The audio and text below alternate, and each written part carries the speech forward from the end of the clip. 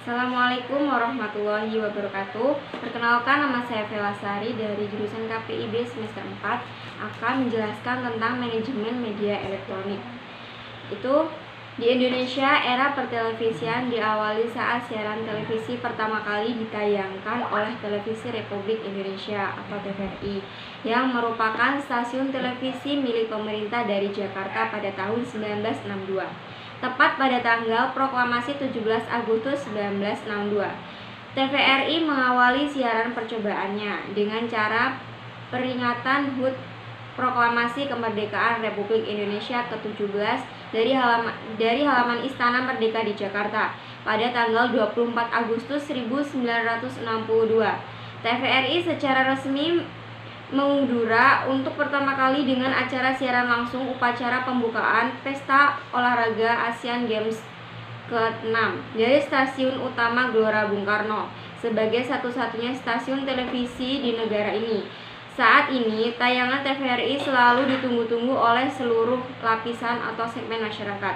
Semua program yang ditayangkan TVRI sangat akrab di benak pemirsa dari selangkah tingkatan usia, pria maupun wanita, dan semua setara tingkat sosial ekonomi.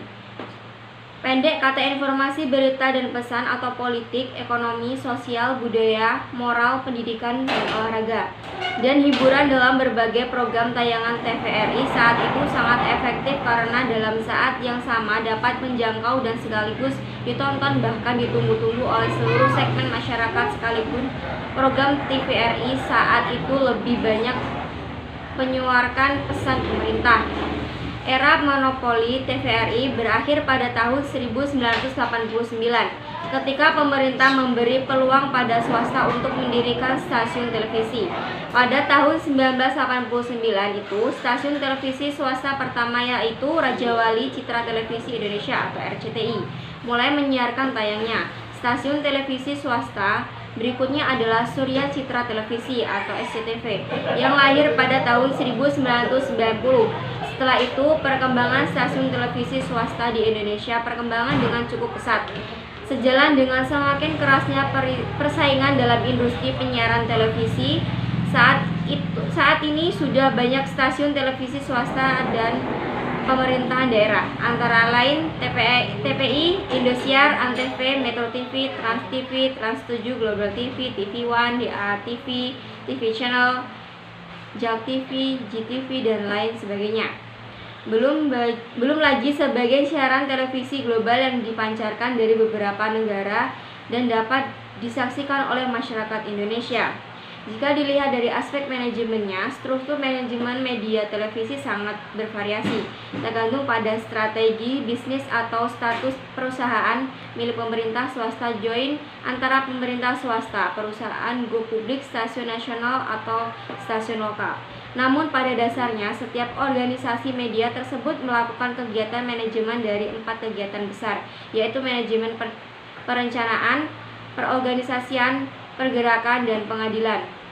Ada 2 perspektif untuk pembahasan tentang media massa. Pertama adalah media massa sebagai perusahaan atau organisasi, dan kedua media massa sebagai produk dari satu organisasi atau perusahaan. Manajemen berita adalah merupakan fungsi manajemen ke dalam suatu berita. Penerapan tersebut dilakukan melalui dari perencanaan, peliputan, penulisan, pemotretan sampai dengan penyuntingan atau editing. Sistem radio siaran ini ditentukan oleh sistem pemerintahan dalam menentukan jenis pembagian bahan siaran dibagi menjadi 3 macam, yaitu radio siaran pemerintah, radio siaran semi pemerintah, dan radio siaran swasta. Media radio adalah termasuk media elektronik.